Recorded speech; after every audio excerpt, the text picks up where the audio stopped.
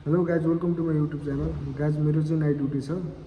So अब मेरो duty चाहिँ भ्याइन होला। अब ड्युटी भएर चाहिँ म एकछिन बाहिरतिर निस्किने छु। आज म के गर्छु सबै तपाईँहरूलाई देखाउँछु र भिडियो लास्टसम्म हेरिदिनु होला। च्यानललाई लाइक सेयर सब्सक्राइब गरिदिनु होला। ड्युटी सक्यो है साथीहरू, ड्युटी सक्यो। अब माथि रुममा जाँदैछु म। रुममा गएर कपडा सपडा फेरेर यताउति गरेर टक्क बाहिर निस्किने छु। दिवन ब्रो, उठम उठम उठम उठम, बज्यो 7 बज्यो त। ल साथीभाइहरू है, अब एकछिन टक्क गएर भ्यू हेर्दै घाम ताप्नु पर्यो। घाम पनि मिठो लागिरहेछ, भ्यू पनि मिठो छ है। यस्तो दामी भ्यू छ। टक्क गएर एकछिन बसेर मार्केटतिर जानु पर्यो, सामानहरू लिन छ अलिअलि। ल साथीहरू, हिँडेको मार्केटतिर हिँडेको। घाम छ अहिले चाहिँ पोले छैन, अब हिँडेर जानुपर्छ। टाइम लाग्छ, अलिकति टाइम लाग्छ। आउँदा फेरि चाहिँ मस्त घामले पोल्ला जस्तो छ। मादर चाहिँ पसिना पसिना होला जस्तो छ। के गर्ने, जानै पर्यो, खानै पर्यो। हामी बसेकोतिर चाहिँ यसो छ है, अलि हरियाली छ है। हामी बसेकोतिर चाहिँ यता पनि छ हरियाली, त्यो मजाको छ हरियाली। तर दुबईमा चाहिँ लास्टै गाह्रो छ। यतिको राम्रो पनि हुँदैन कि, पुरै हेर्दा फेरि नै नक्कली टाइपको छ। तर यता चाहिँ दामी रहेछ है। फेरि साथीहरू, यतातिर एउटा चिजको चाहिँ लास्टै गाह्रै छ है। जेब्रा क्रसमा हिँड्नु पर्छ। सिआइडी कहाँ लुकेर बसेको थाहा हुँदैन, फेरि फाइन हान्निहाल्छ। फेरि देख्ने बित्तिकै नदेख्यो भने चाहिँ ठिकै हो कि, देख्यो भने इमेल आइडीमा माग्छ र फाइन हान्निहाल्छ है। डुबाइदिन्छ फेरि यहाँनिर त। फाइन त फेरि आएको आयो नि हरेक चिजमा फेरि। र यहाँ मैले देखेको कुरा चाहिँ मोस्टली घरहरू चाहिँ सेम डिजाइनको छ है। हेर्नु न तपाईँहरूले आफै, मोस्टली घरहरू चाहिँ सेम डिजाइनको हुन्छ क्या। हेर्नु न, सब प्रायः सेम डिजाइनको छ। मलाई यो म खोज्दैछु। अन्डा र चिकन बोन्स खोज्दैछु है म। पाउँछ कि नै भन्ने कुरा हो। चिकन बोन्स पाउनु चाहिँ गाह्रै हुन्छ खासमा। अन्डा त पाइहाल्छ, तर कतिको महँगो छ भन्ने कुरा हो। अन्डा पनि महँगो खतरा बढेछ, कतिको महँगो छ भन्ने कुरा हो। अब चिकन बोन्स पाउनु चाहिँ गाह्रो हुन्छ। फेरि बोन्स पाइएन, ससेस लिएको है।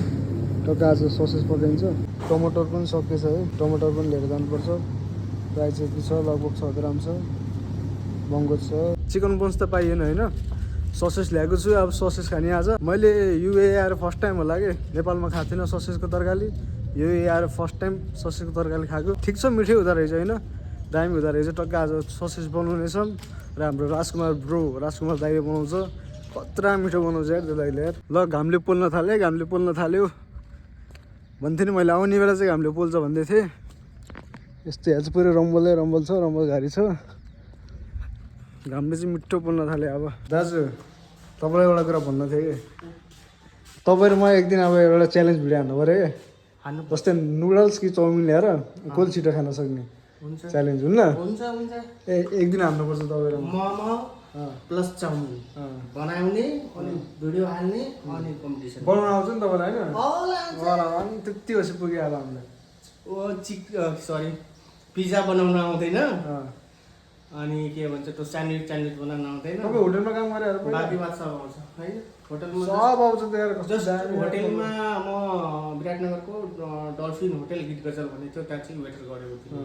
3 महिना चाहिँ वेटर गरेको। त्यो यस्तो दामी पकाउँछ दाइले याद थियो। ल साथीहरू, हुँदैछ कुकिङ हुँदैछ। भिज्न छोड्दैछौँ हामीले। भिजिन्छ, मिठो बनाइन्छ है। सबै कुक छ यहाँ, खतरा बनाइन्छ। सबभन्दा खतरा हाम्रो राजकुमार दाई। भिजाउन छोडिदिएको छ है। टक्कै भिजाउन अब भिजेपछि फुल्छ। यहाँ त पुरै अनि डिप फ्रिजमा राखेको हुन्छ। कति महिनादेखि राखेर होला फ्रिजमा। त्यही भएर एकछिन टक्क छोडिदिन्छौँ पानीमा।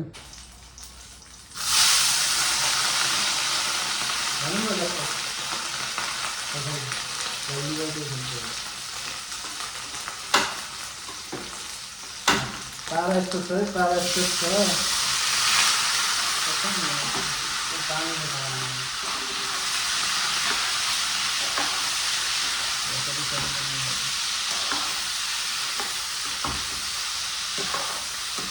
राष्ट्रिय हान्नुपर्छ नि त यसलाई, राष्ट्रिय हान्नुपर्छ होइन।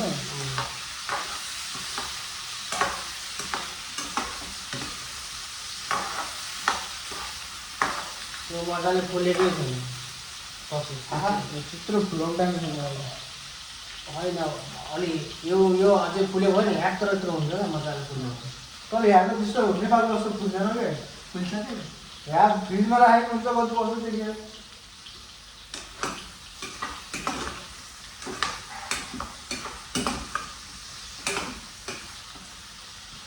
यस्तो छ विदेशमा साथीहरू है, आफै गर्नुपर्छ सबै। घरमा अब आनन्दले बसाए जस्तो हुँदैन।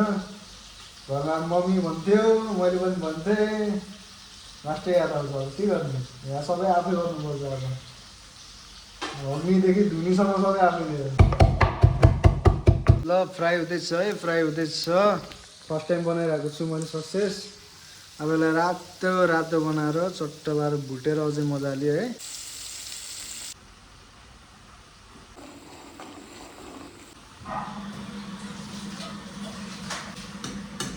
है ल है, खाना हुँदैछ, खाना पाकिसक्यो। दाजु फेरि कहाँ वाइफै कति नराम्रो लाग्यो। मानौँ साथीलाई नदेखाम फेरि गाह्रो पर्छ।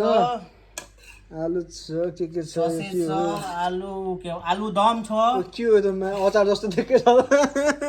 आलु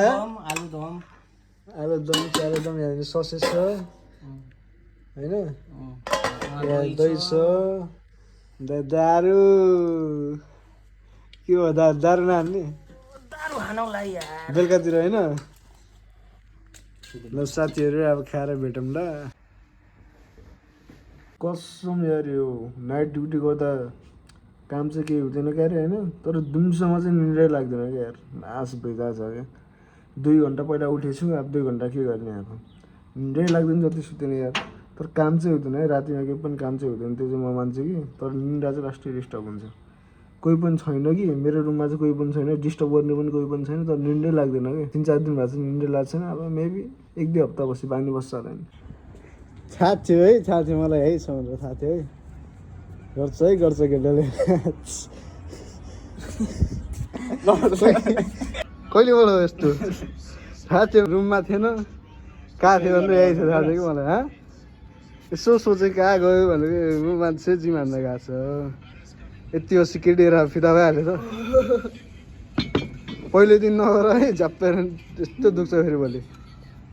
केटा म्याच हेर्दै होइन, ठिक छ।